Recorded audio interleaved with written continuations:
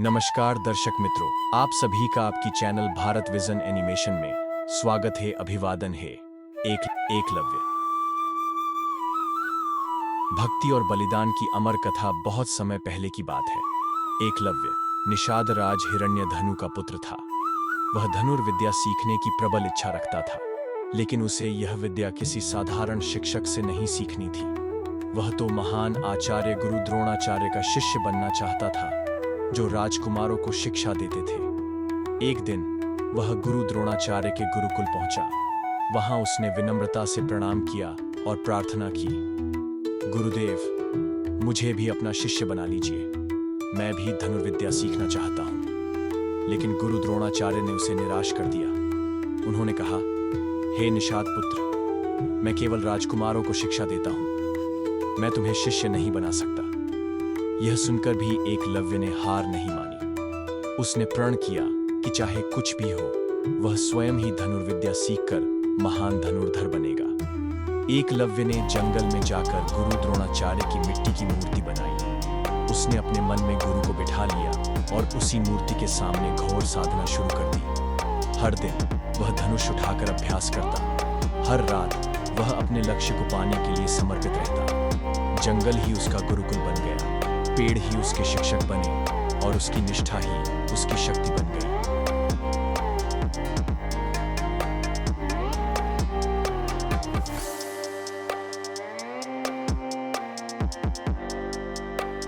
समय बीतता गया और एकलव्य एक अद्वितीय धनुर्धर बन गया। उसकी तीरंदाजी इतनी उत्कृष्ट थी कि उसकी बराबरी करने वाला कोई नहीं था।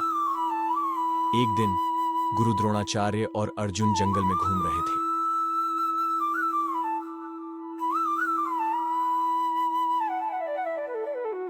अचानक उन्होंने देखा कि एक कुत्ते का मुंह तीरों से भरा हुआ था।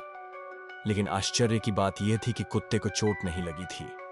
गुरु द्रोणाचार्य और अर्जुन यह देखकर चकित रह गए। ऐसा अद्भुत धनुर्धर कौन है जो बिना किसी गलती के इतने सटीक तीर चला सकता है?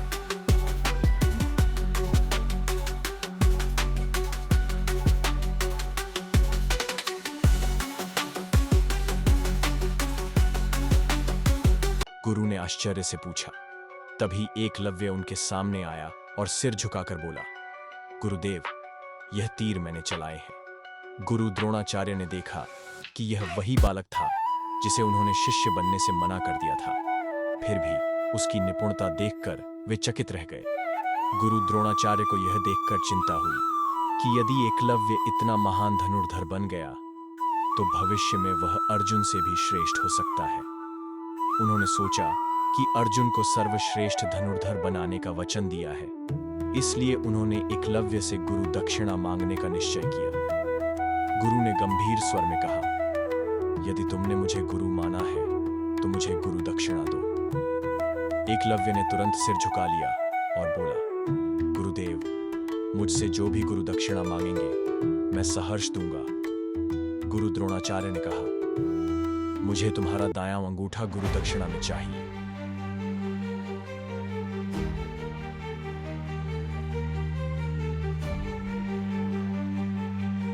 यह सुनते ही अर्जुन भी अचंभित रह गया। किसी भी धनुर्धर के लिए उसका दायां अंगूठा ही उसकी सबसे बड़ी ताकत होता है। लेकिन एकलव्य के मन में कोई संकोच नहीं था।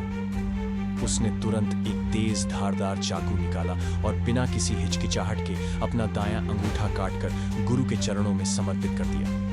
गुरु द्रोणाचार्य और अर्जुन यह देखकर स्तब्ध रह गए।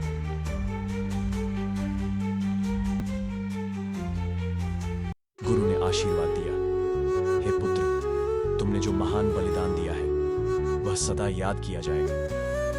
अंगूठा कट जाने के बाद भी एकलव्य ने धनुर्विद्या का अभ्यास नहीं छोड़ा। उसने बिना अंगूठे के ही धनुष चलाने की कला सीखी।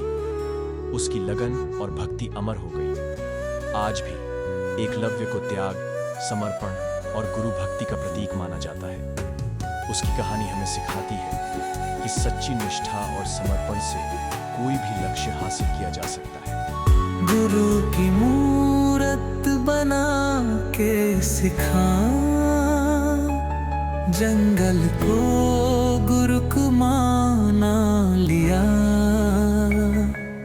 त्याग की मिसाल है देखो,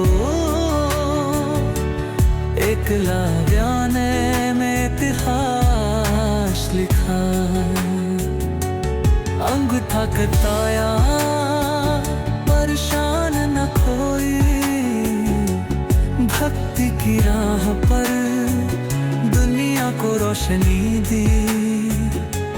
धनुष बाण की कला में पारंगत था, पर गुरु के वचन पर न्योछावर था।